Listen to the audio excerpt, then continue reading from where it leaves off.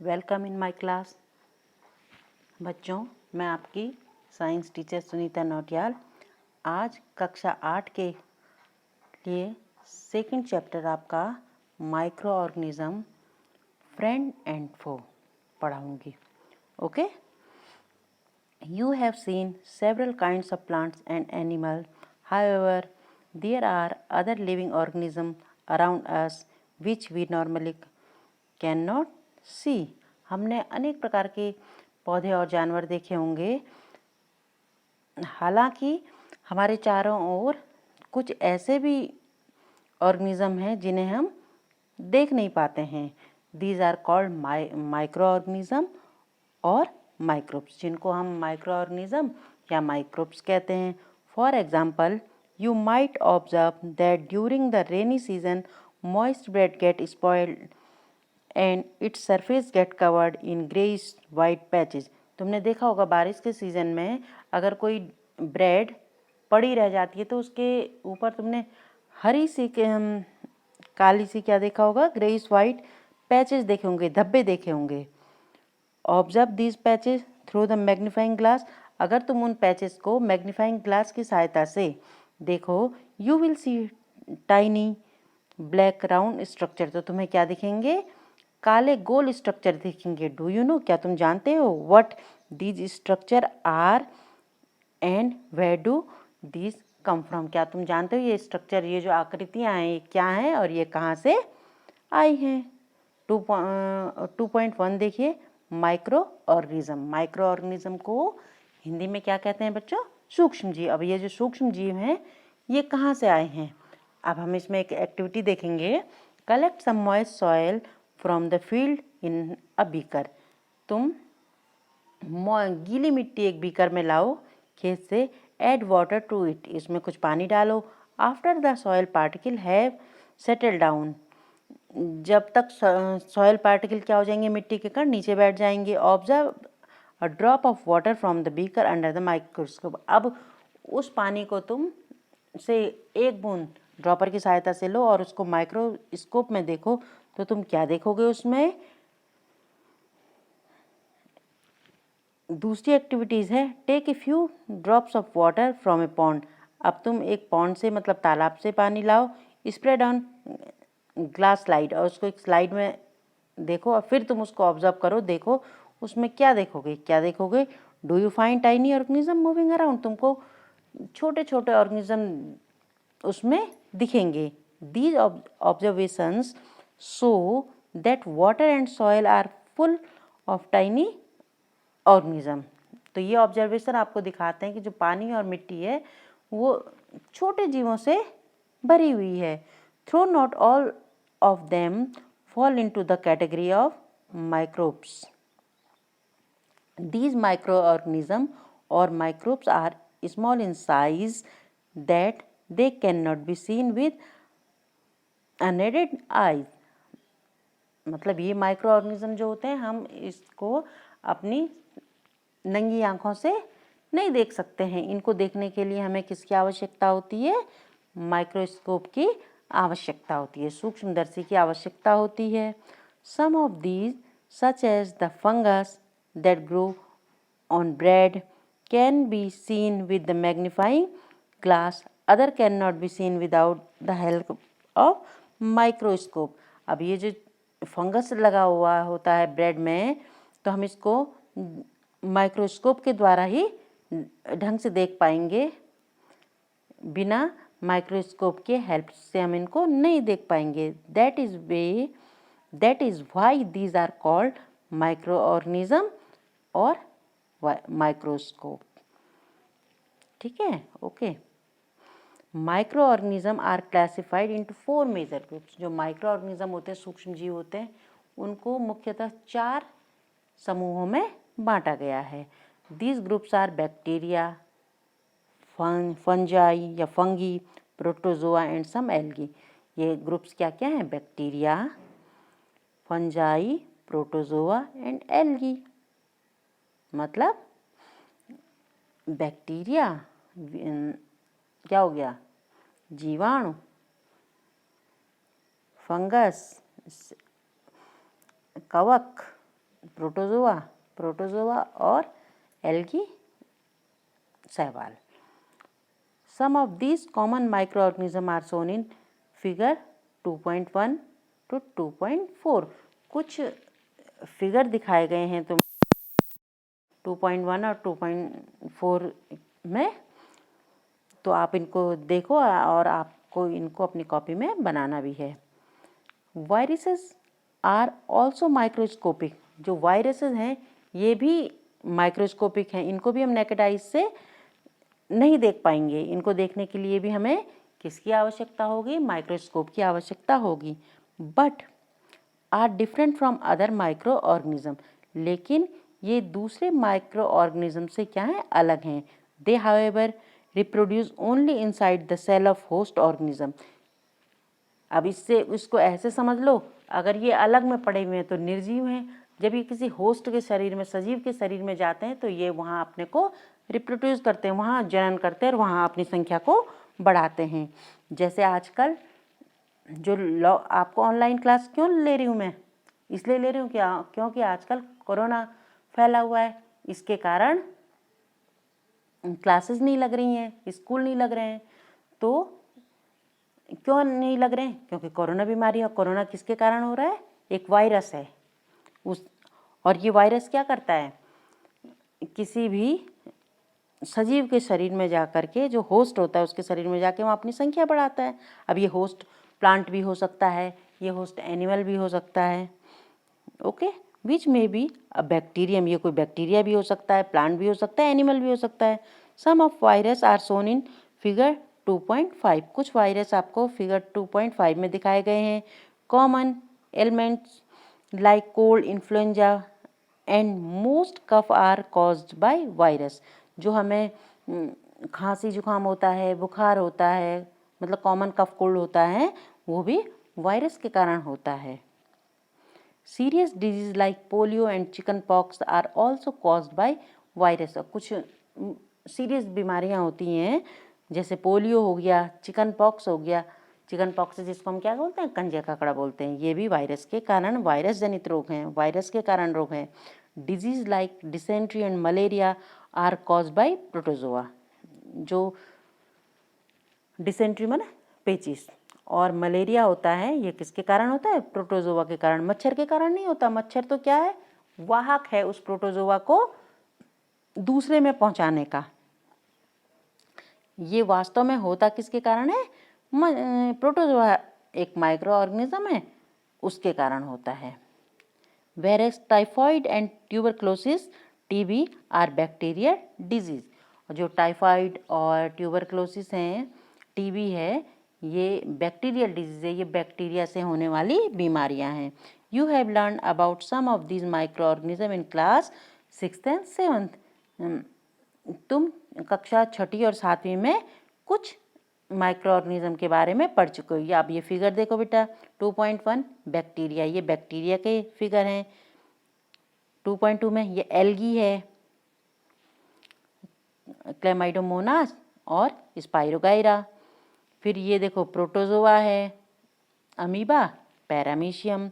ये bread mould है, जो ब्रेड के ऊपर लगी होती है सफ़ेद हरी हरी, वो है ये पेनिसिलियम है, फंजाई हैं और ये एस्परजिलस हैं। इन्हें आप अपनी कॉपी में फिगर बनाएंगे। अब 2.5 में देखिए, ये क्या है? वायरस के फिगर हैं। अब 2.2 पढ़ते हैं हम।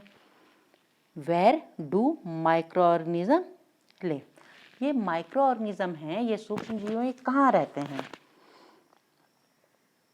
माइक्रो ऑर्गेनिज्म में भी सिंगल सेल लाइक बैक्टीरिया। जो माइक्रो ऑर्गेनिज्म होते हैं ये सिंगल सेल होते हैं, एक कोशिकीय होते हैं। सम एल्गी एंड प्रोटोजोआ, कुछ एल्गी और प्रोटोजोआ को छोड़कर बाकी क्या होते हैं? सिंगल सेल होते हैं या multi cellular, such as many algae and fungi. बहुत सी एल्गी और फंजाई क्या होती हैं? ये मल्टी सेलुलर भी होती हैं। They live in all type of environment. ये सभी प्रकार के इन्वायरमेंट में रह सकती हैं। Ranging from ice cold climate to hot spring and desert and marshland. मतलब बिल्कुल ठंड में भी हो सकती है, आइस कोल्ड में भी, हॉट क्लाइमेट में गर्म में भी हो सकते हैं, डिजर्ट रेगिस्तान में भी हो सकते हैं, और जो दलदली भूमि होती है वहाँ भी हो सकते हैं। इसका मतलब अगर प्रश्न आएगा कि माइक्रो ऑर्गेनिज्म कहाँ रहते हैं, तो माइक्रो ऑर्गेनिज्म हर प्रकार की क्लाइमेट में सर्वाइव कर जाते हैं। They are also found inside the body of animal including human. और तो और ये किसी भी एनिमल की बॉडी के अंदर भी रह सकते हैं या यहाँ तक कि मनुष्य की बॉडी के अंदर भी रह सकते हैं। Some micro organism grow on other organism while other exist freely. ये दूसरे जीव के शरीर में भी रहते हैं या तो कभी फ्रीली भी रहते हैं, स्वतंत्र भी रहते हैं। ओके, इतना समझ में आया। अब 2.3 देखिए, micro organisms and us. Micro organism और हम, हमारे जीवन में माइक्रो ऑर्गेनिज्म का क्या रोल है। जैसे पाठ का नाम क्या था, micro organism friend and foe. Micro organism शत्रु भी हैं और हमारे मित्र भी हैं। फ्रेंड माने मित्र, फो माने दुश्मन, शत्रु, एनिमी। तो अब हमारे लिए इनकी क्या उपयोगिता है ये हम आगे पढ़ेंगे। Micro organism and us. Micro organism play an important role in our life. जो माइक्रो ऑर्गेनिज्म होते हैं ये हमारे जीवन में महत्वपूर्ण भूमिका निभाते हैं। Some of them are bacterial in many ways some of them are beneficial in many ways whereas some other are harmful cause disease। कुछ हमारे लिए लाभकारी होते हैं और कुछ हमारे लिए हानिकारक होते हैं जो डिजीज पैदा करते हैं। Let us study about them in detail. आओ इसके बारे में डिटेल में पढ़ें। पहला है फ्रेंडली माइक्रो ऑर्गेनिज्म। वह सूक्ष्म जीव जो हमारे दोस्त हैं, जो हमारे मित्र हैं, अर्थात जो हमारे लिए लाभकारी हैं। Micro organism are use for various purpose. Micro organism का विभिन्न पर्पस के लिए उपयोग किया जाता है। They are used in preparation of curd, bread and cake. इनका उपयोग दही बनाने में, ब्रेड मतलब डबल रोटी बनाने में, केक बनाने में किया जाता है। Micro organism have been used for production of alcohol since ages. पुराने समय से दारू बनाने के लिए भी, शराब बनाने के लिए भी माइक्रो ऑर्गेनिज्म का उपयोग किया जाता था, सूक्ष्म जीवों का उपयोग किया जाता था। They are also used in cleaning up of the environment. और इन्हीं माइक्रो ऑर्गेनिज्म का यूज इन्वायरमेंट को, हमारे प्रकृति को, वातावरण को स्वच्छ करने में भी किया जाता है। For example the organic wastage, जो जैविक वेस्ट होते हैं, जैसे जैविक वेस्ट में क्या आ गया, सब्जी के छिलके, रिमेनिंग ऑफ एनिमल, मरे हुए जानवर, फेसेस मतलब अन्य जो अपविष्ट पदार्थ होते हैं, वेस्ट होते हैं, वो are broken down into harmless and usable substances by bacteria. जो बैक्टीरिया माइक्रो ऑर्गेनिज्म होते हैं वो इनको हार्मलेस पदार्थों में तोड़ देते हैं, मतलब जो कॉम्प्लेक्स होते हैं ये उनको सिंपलर बना देते हैं। अगर ऐसा ना होता तो हमारी प्रकृति में क्या होता, गंदगी होती। अगर कोई गाय मर गई और वो ऐसे छूटी रह गई, तुमने कुछ समय बाद देखा होगा उसमें मक्खी मुक्खी लगी रहती हैं और बाद में वो गायब हो जाती है, तो कहाँ जाती है, उसको माइक्रो ऑर्गेनिज्म जो होते हैं डिस्ट्रॉय कर देते हैं और हमारे वातावरण को स्वच्छ कर देते हैं। Recall that bacteria are also used in preparation of medicine. कुछ बैक्टीरिया दवाइयाँ बनाने के काम भी आता है। In agriculture they are used to increase soil fertility by fixing nitrogen. और कुछ ऐसे माइक्रो ऑर्गेनिज्म होते हैं जो कृषि में भी काम आते हैं, जिससे कि मिट्टी की फर्टिलिटी, उर्वरक शक्ति बढ़ती है, क्योंकि वो नाइट्रोजन फिक्सेशन करते हैं। अब देखिए making of curd and bread. दही और डबल रोटी का कैसे बनती हैं या उनका बनना किसके कारण होता है। You have learn in class 7th that milk is turn into curd by bacteria. तुम कक्षा 7 में पढ़ चुके हो, जो दूध से दही बनती है किसके कारण बनती है, बैक्टीरिया के कारण बनती है। I saw that my mother add a little curd to warm milk to set curd for the next day. I wonder why। एक लड़की क्या सोच रही है, कह रही है कि मैंने अपनी माँ को थोड़ा सा दही गर्म दूध में डालते हुए देखा और नेक्स्ट डे देखा, हमने अगले दिन देखा तो पूरा दही बन चुकी थी।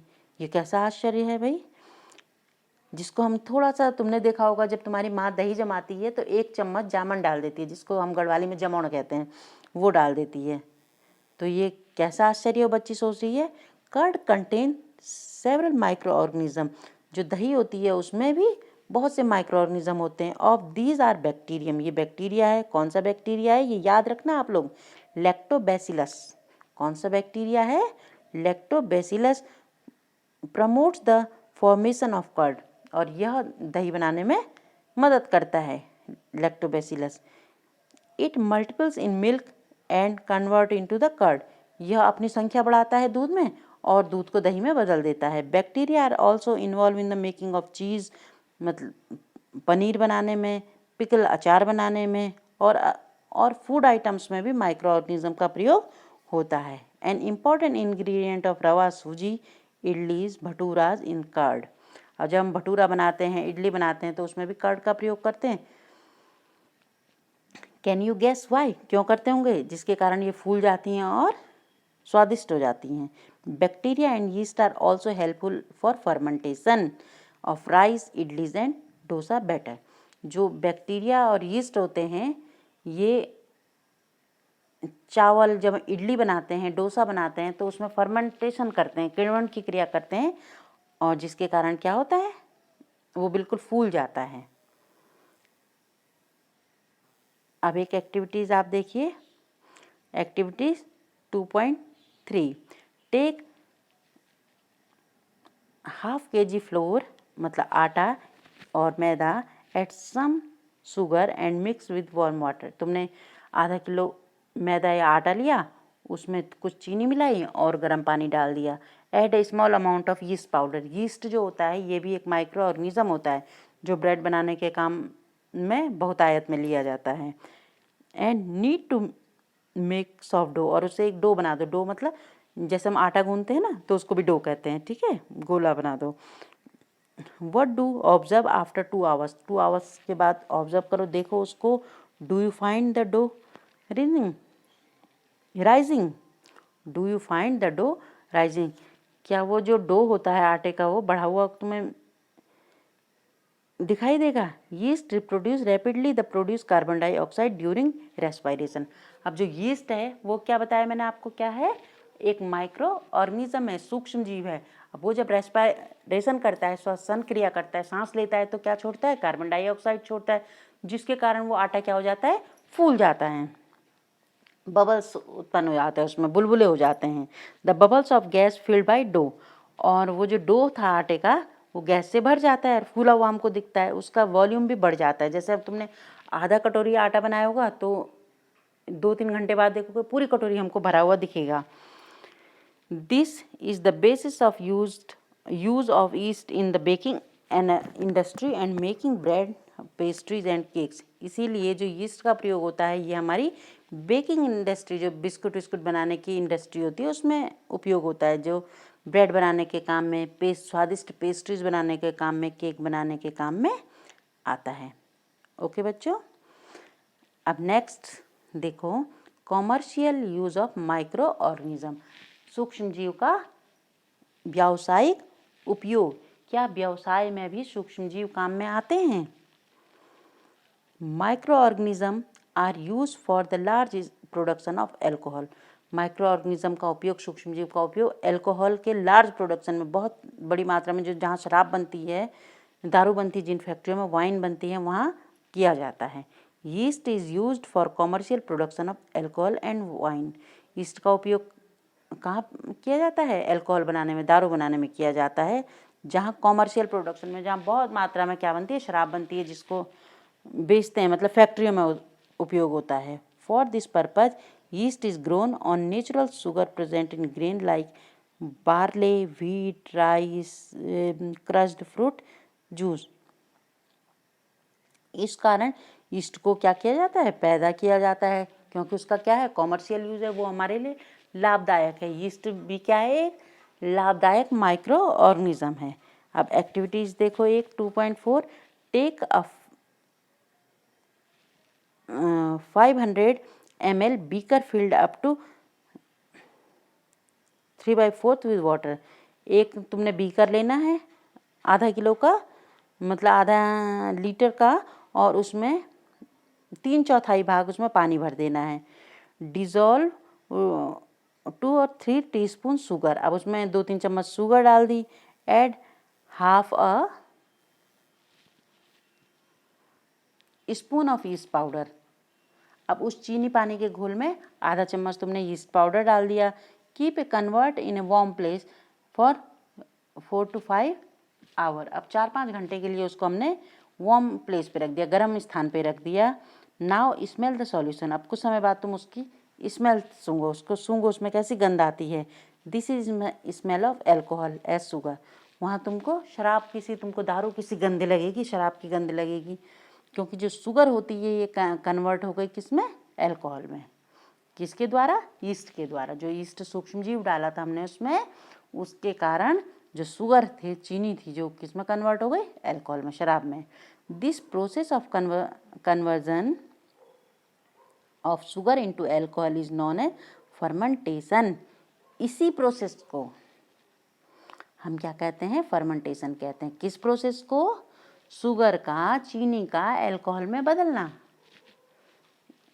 हिंदी में इसको कहते हैं किण्वन।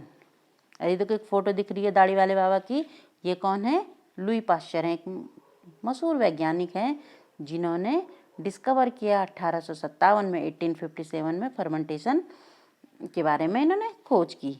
अब दूसरा यूज़ आ गया, medicinal use of micro organism. Micro organism का, सूक्ष्म जीव का औषधीय उपयोग। क्या औषधि बनाने में, दवाई बनाने में भी इसका उपयोग होता है सूक्ष्म जीव का। Whenever you fall ill the doctor may give you some antibiotic tablet. कभी जब तुम बीमार हो जाते हो तो डॉक्टर तुम्हें क्या देता है, एंटीबायोटिक टैबलेट्स देता है, कैप्सूल देता है या इंजेक्शन देता है, जैसे पेंसिलिन इत्यादि का। The source of this medicine is micro organism. अब ये सारी दवाइयाँ कहाँ से बनी, ये माइक्रो ऑर्गेनिज्म से बनी। इनका स्रोत कौन था, इन सारी दवाइयों का, जो हमने दवाई गोली खाई, टैबलेट खाई, या हमने इंजेक्शन लिया, या हमने कैप्सूल खाया, तो इनका सोर्स कौन था बच्चों, माइक्रो ऑर्गेनिज्म ही से बनती हैं। दीज मेडिसिन किल और stop the growth of disease causing micro organism.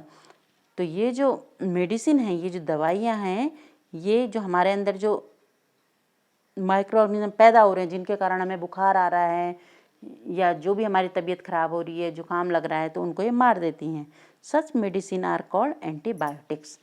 In medicine को हम क्या कहते हैं, एंटीबायोटिक्स। आजकल भी न्यूज़ में बहुत आ रहा है क्या, कि वायरस की दवा की खोज कर दी। अब तुमने एक ये भी सुना होगा, प्लाज्मा थेरेपी। प्लाज्मा थेरेपी ये भी वही है जो माइक्रो ऑर्गेनिज्म से बन रही है। प्लाज्मा हमको किनका लेना है, जो एक बार कोरोना से पीड़ित हो चुके हैं, उनका प्लाज्मा लेना है और उसको इंजेक्ट करना है बीमार व्यक्ति में, और वो एंटीबॉडी बनाएगा शरीर में, जो कोरोना के वायरस को खत्म कर देगा, मार देगा। These days a number of antibiotics are being produced from bacteria and fungi.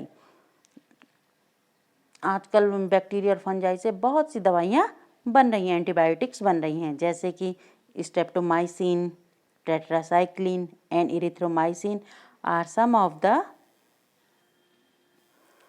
some of the common known antibiotics which are made from fungi and bacteria।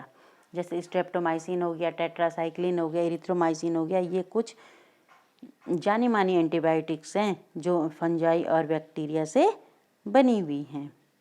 The antibiotics are manufactured by growing specific micro organism and are used the cure the variety of disease. ये जो antibiotics बनती हैं, ये micro organism से बनती हैं जो बीमारियों से बचाती हैं। अब देखिए एक इनपुट में क्या लिखा था, in 1929 Alexander Fleming were working in the culture of disease causing bacteria. सन 1929 में एक वैज्ञानिक थे अलेक्जेंडर फ्लेमिंग, ये डिजीज, बीमारी के कारण वाले बैक्टीरिया के कल्चर कर रहे थे, मतलब उसको देख रहे थे। Suddenly he found the spores of little green mould in the one culture plate. Suddenly उन्होंने क्या देखा, एक हरे रंग का माउल बना हुआ है प्लेट पर, जिस पे वो ऑब्जर्व कर रहे थे। He observe the presence of mould prevent the growth of bacteria. उन्होंने देखा जो माउल बना हुआ है ये बैक्टीरिया को ग्रोथ करने से रोक रहा है, तो उसी से ये एंटीबायोटिक की खोज हुई। In fact it also killed many these bacteria, उसने बहुत से बैक्टीरिया को मार दिया जो माउल्ड बना था ग्रीन कलर का। From this the mould penicillin was prepared, और उसी माउल्ड को उन्होंने नाम दे दिया पेंसिलिन। इस तरह से पेंसिलिन की खोज हो गई जो कि एक एंटीबायोटिक है। अब आगे पढ़िए। Antibiotics are even mixed with feed of live stock and poultry to check microbial infection in animals. अब जो एंटीबायोटिक्स होते हैं ये जीव जंतुओं में या पोल्ट्री में, मुर्गे, इसमें भी मुर्गी का जो पोल्ट्री फार्म होता है इसमें भी उनको अगर कोई इन्फेक्शन हो जाए, माइक्रोबियल इन्फेक्शन हो जाए, सूक्ष्मजीवी इन्फेक्शन हो जाए तो उसके रोकने के काम में, उनके लिए भी दवा के काम में आते हैं। They are also use to control many plant disease, और ये अगर पौधों पे भी कोई रोग हो गया तो उन रोगों में भी ये काम आते हैं। अब एक इनपुट में देखो क्या है।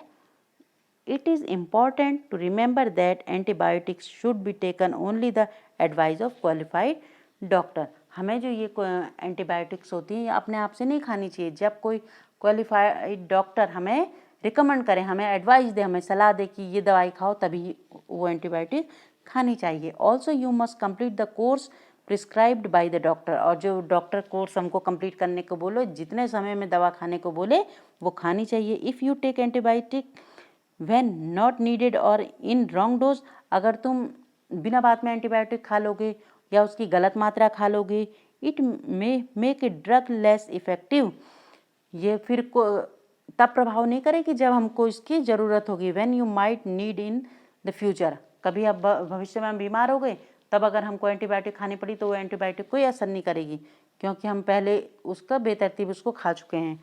Also antibiotic taken unnecessarily may kill the beneficial bacteria in the body, अगर हम बिना बात में एंटीबायोटिक्स खा लेंगे तो जो हमारे शरीर के अंदर लाभकारी बैक्टीरिया हैं ये उनको मार देगी। एंटीबायोटिक्स